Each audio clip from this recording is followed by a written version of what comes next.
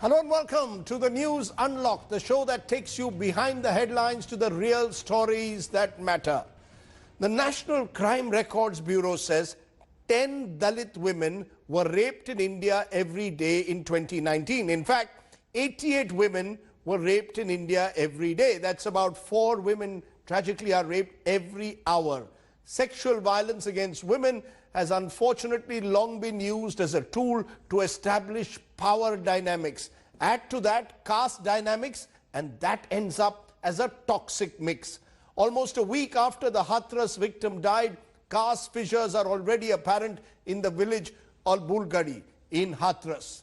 The real story is that when caste intersects with poverty and gender, it becomes a very difficult situation for those who are the victims of this power equation. Let's start, therefore, before we come to examine the data that exists, to recognize what's happening on the ground in Hathras, the divide between the upper caste and the Dalits over the violent sexual assault on a 19-year-old girl. Take a look.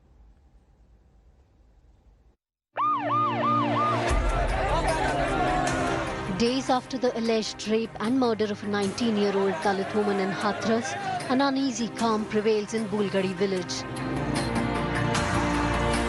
But what's probably clear is that deep fissures divide the village along caste lines. The victim belonged to the Valmiki community, a tiny minority in this village. Now the community has gathered to seek justice for their kin. बिल्कुल भी सुरक्षित नहीं है, उनको धमकाया जा रहा है। दूसरे समुदाय के लोग वहाँ पर एक खुला चैलेंज दे रहे हैं, आप आकर दिखाइए, आपको ये कर दिया जाएगा, वो कर दिया जाएगा। The Hathras victim's house is in a pocket that has a high concentration of Thakur population, leading to fears of a possible backlash. The days since the victim's death saw local dharnas and panchayats take place, members of the upper caste gathering to rally behind the suspects. But when questioned on camera, members of the community claimed brotherly love for all. मित्रवृत्ता का व्यवहार है यहाँ पे, हम सभी लोग मिलके रहते हैं। आज तक कोई ऐसी घटना नहीं हुई कि आपसी मतभेद हुआ हो, हमें कोई भी आज तक कोई घटना नहीं हुई। But the caste divide is there for all to see. The incident has opened up a festering wound, and the caste fissures are being seen as a blow to the ruling BJP. The shocking incident has exposed the caste fault lines. The Valmiki community has been out protesting on the streets, even as it feels let down by a government that it voted into power. This has come as one of the biggest challenges for the Yogi government that rode into power with an unprecedented consolidation of the Hindu votes. With video journalist Shakil Ahmed, this is Mosmi Singh in Hathras for India Today. Let's go first to two of my guests who are joining me on this very, very critical and sensitive issue of the intersection between caste, gender and violence. Beena Palikal is Dalit activist and director National Campaign on Dalit Human Rights. I'm also joined by Dr. Manisha Gupte from Pune, gender rights activist. Appreciate both of you joining us. I want to come to you, Beena, because you've looked at the data. Now, when I look at the data which says 10 Dalit women, let's actually first look at Hathras itself. The manner in which after Hathras, what we are seeing is the character assassination that is going on very subtly, subliminally, but surely of the girl and her family. Are you surprised at all with it, Beena? The manner in which the victim is being targeted at the moment? Not at all, sir, Rajdeep. These are things that we see almost in every single case. In every single case, either what they will do is they'll character assassinate the woman and say that, you know, she's had an affair with the person, or she knows him from before. So what if she knows? So what if she's having a relationship? That doesn't mean that it gives any man the right to actually rape and mutilate her body like that. That is one thing. Second thing is, on many cases, they put counter cases on us. You know, they immediately put counter cases and they say that, no, they have done something against us. That's why this is coming. So there's always, we have to understand the way that they frame these cases, and it's always the woman who is to be blamed, because finally the woman very easily they say that, you know, I remember there was one case where a 13-year-old girl was raped, and they immediately said, no, she's already, you know, sexually active, so what? So what even if she's sexually active? The fact is that as a man, you cannot rape her, or you don't have the right, even if you're having a relationship with somebody. And first of all, let's remember that in all the cases, they do this just so that they can divert the case from actually trying the perpetrators and, you know, putting them behind bars. But do you believe this is specific to a case because of the nature of the caste equation, let's say in a village like Bulgari, where you have about 4 Dalit families, majority of the families are Thakur or Pandit, or do you believe this happens in all cases? In several, whether it's in an urban milieu or a rural milieu, whether it's a Dalit woman or a non-Dalit woman, the woman has to, woman is often targeted post sexual assault. See, can you tell me, sorry to keep taking this case, but can you tell me in the case of Nirbhaya, did people say that, oh, you know, she's been active going out with these men, therefore they have done this? Have you heard any of these statements regarding any other rape case other than if it is a Dalit woman? It's mostly when the Dalit women are raped, it's very easy for people to, of course, let's call it, Rajdeep. Why are people afraid to say that it is caste-based sexual violence? It is caste and gender-based violence. Let's call it, let's name it how it is. Unless we call it and unless we call it how it is, we will not be able to address it. How long are you going to push this under the carpet? I want to ask another question. How many of us know the names of the 4 rapists? Do you know, Rajdeep? Who are these? What are the names of these? Everybody keeps on saying Manisha Valmiki, Manisha Valmiki. Come on, let's call the perpetrators by their name. What are their names? Love Kush, you know, I have their names here, Love Kush, Sandeep, etc. Do you remember the names of the rapists? So this is how they twist the case. And the case specifically when it is about caste-based violence. Let us really, as a country, I think it should prick our conscience, each of us, that why we are not rising up against the caste and gender-based violence, sexual violence in this country. And these are cases that we have seen n number of times in several states in the country. Let me come to you, Dr. Manisha Gupte, based in Pune. What we are seeing is North India particularly susceptible. 70%, for example, of the gang rape cases that have been involved have been in states of Rajasthan, Madhya Pradesh, Haryana and Uttar Pradesh. But we are also seeing in cases of discrimination against Dalits, a majority in North India. Do you believe North India more susceptible because of the nature of the caste hierarchical structure that exists, or could it happen as it has in the past in Maharashtra and other states as well? Well, there are some places that are more vulnerable at some time, but wherever we have caste, we are going to have caste-based discrimination. Let me put this out that when we talk of casteism, caste itself is casteism. Let's not forget that. And we have to move from untouchability to caste-based discrimination to challenge that, and then to challenge the very basis of caste, like Dr. Ambedkar said. So as long as we have this crime against humanity in our country for centuries, women's bodies have been available to Savarna men for forever. It's only now when we talk in the context of constitutional rights and in the human rights framework that we are first talking of women's rights as human rights, and then we are talking of within women, the different intersections. So I would say that we have to first look at not just the overt violence that happens, but we have to also look at backlash violence because of Dalit men and women and Savarna men and women intermingling. So you have crimes in the name of honor. And then now you have Dr. Payal Tadvi who commits suicide in Mumbai. So I think we have to look at this violence from a very broad perspective, not just a particular rape that happens. The rape happens because there is structural violence. The rape happens because Dalits don't own land. It happens because NT-DNT people are called criminals at birth. And it happens because custodial deaths largely are Dalit, tribal and Muslim. And unless we are able to look at this complete continuum, we will constantly say that this particular place is a hotspot. Every place is a hotspot. I worked in rural Maharashtra. and the daily way in which rural life is organized. Where will the bridegroom of which caste enter, from which the Varchivesh or the Khalchivesh? So everything, where will people sit? All these questions have to be brought together, because until we do that, sexual violence, which is the most unspeakable of all crimes, will never be spoken, whether it is Hathras, whether it is Khairlanji, or whether it is Gujarat. I'll come to cases like Khairlanji in a moment, but I just want to ask Beena Palikal, since, it was briefly referred to by Manisha also, the UP government is now also pushing the line that this could well be an honor killing. They are pushing the line, as you said, that there are CDR records between the girl and the... No, 1 minute. They are pushing the line somewhere that there are phone calls between the girl and her alleged accused. Do you believe that all of this is designed in a way to divert from the real issues? The real issues: a woman has been sexually assaulted, for God's sake. Her dying declaration says that she was gang raped. Do you really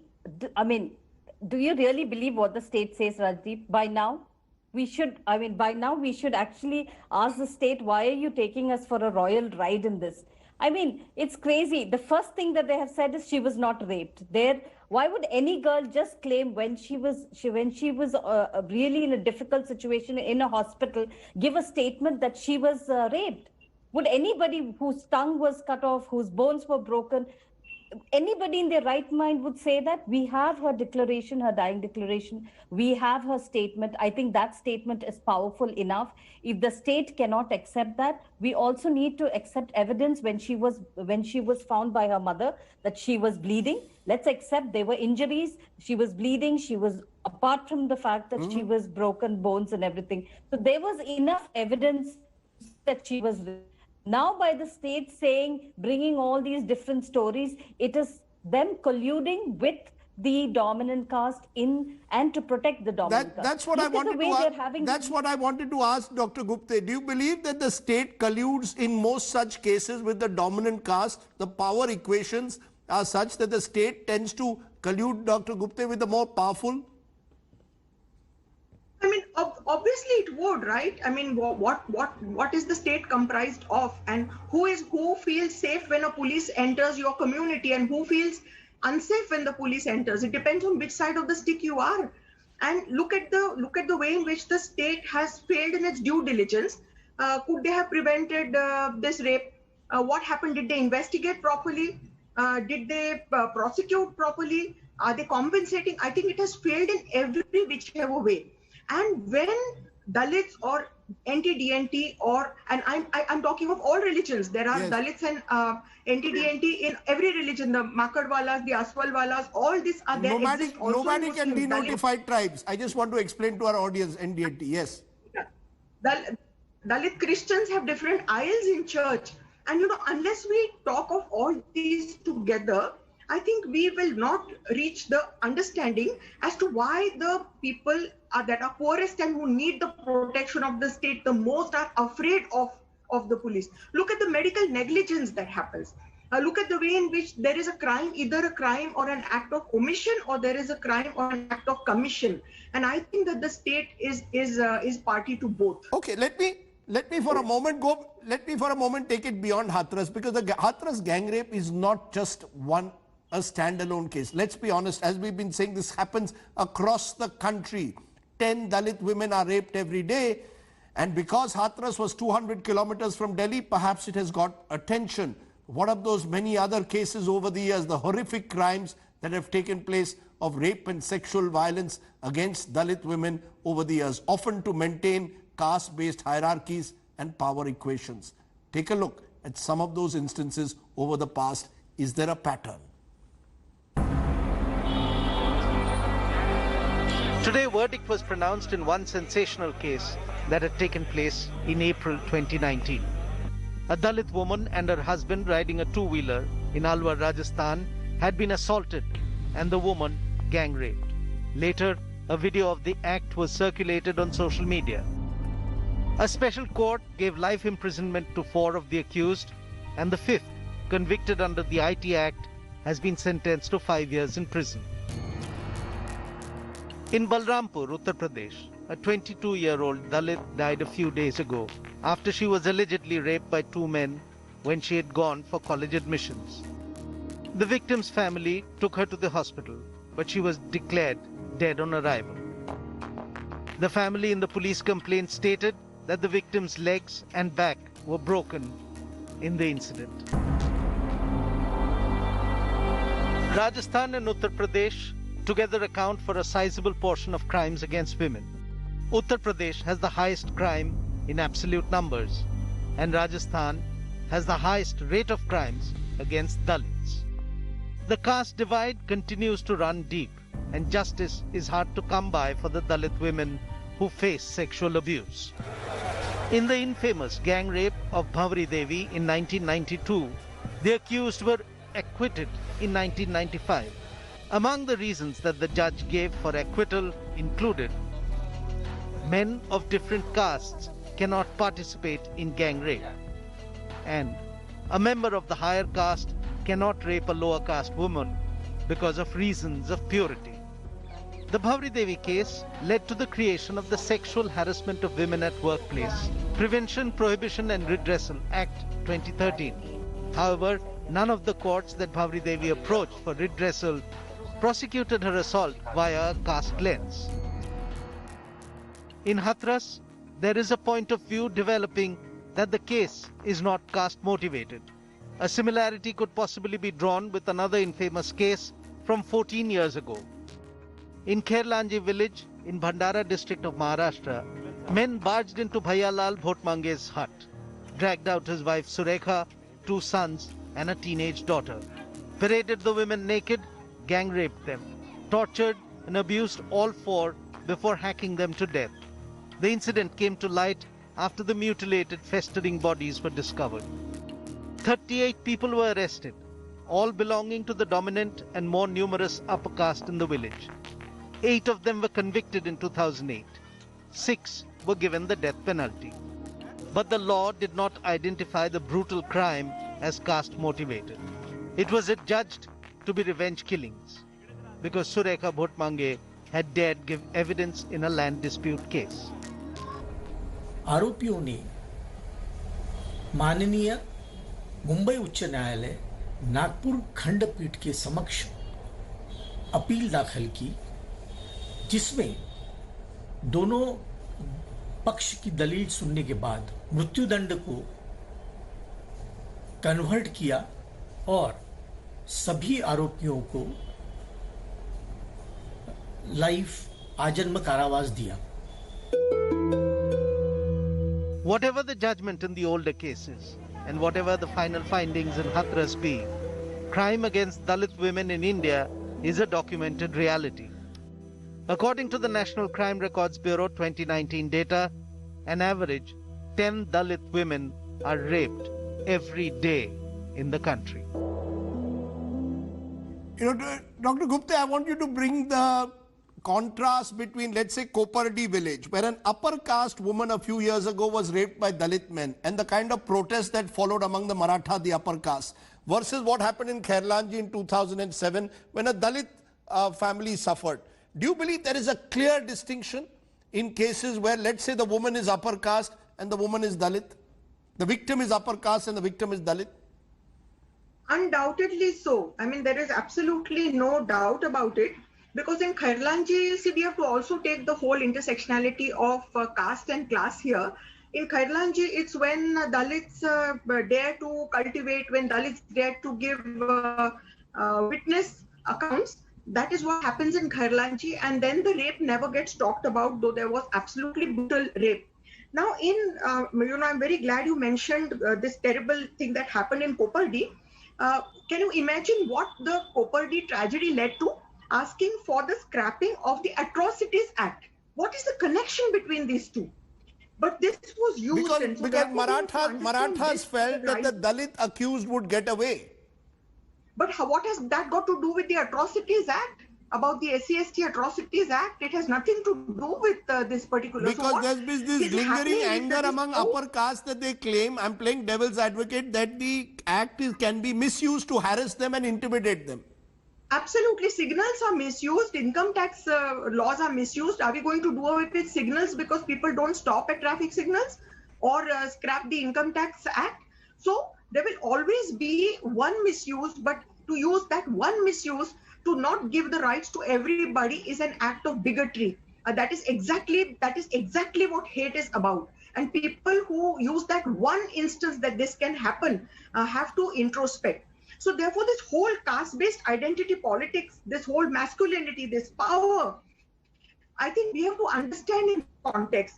And here I would say that, you know, this is a lesson for all of us. When we say give death penalty, or people celebrate the encounter of the alleged rapists when they're taken into the jungles and killed, or we say that people should be hanged in public. Who do you think are going to be hanged in public? Who do you think are going to be lynched? Who do you think are going to be killed without in a kangaroo court? If we see the death row, if we see the custodial deaths, whether in India, whether it's in the US, who are the people sitting there? And so therefore, I would say that when we are talking, we should not ask for death penalty for anybody. We should not ask for encounters, because always it happens that when it's the male who is the Dalit and the female who is the Savarna, that these kind of demands get raised. So Can I also, I take your point. I take your point, Dr. Gupta. I just want to bring in Beena for a final word on this, because you've been tracking this UP story, you've gone there. I just want to understand, do you believe the fact that Dalits have got more politically empowered, the Valmiki community, for example, much more politically empowered than they were 20, 25 years ago, does that give them some kind of a safety valve, some kind of insurance that justice will be done or not? Rajdeep, I don't know if justice is going to be done in this case. If we look at the way the government is twisting and turning everything, I don't think they, we are hoping it will, but we don't know. No, but let's be honest, Dalits are far more politically empowered today than they were 20 years ago. But what are you talking about? Look at that family, Rajdeep. Look at the way there are 4-5 families living surrounded by Thakur. What kind of agency they have? Just by saying that some of them have achieved political, mobility doesn't mean that. Look at the agency that we have given this family. They have no agency. They can't even speak. They cannot even communicate. In which way are we saying that they are, they have the strength or power to go ahead? This is definitely a case where you can see that they have absolutely no agency. Even the little agency that they have gone, the state and the police have violated all human rights regulations, basic human rights regulations as well. So I don't think from which angle you can say that, they're very politically strong. I don't agree with that at all. That is in a way perhaps the tragedy, that social disempowerment on the ground, the caste hierarchies remain very, very entrenched, and the state versus a Dalit family is a grossly asymmetrical, unequal power equation, which is why Dalit women remain so vulnerable. Thank you both very much for joining me and giving us a sense to those numbers. Think about it as you sleep tonight. 88 women are raped in this country every night, every day, and 10 Dalit women every day. Thanks for watching. Bye for now.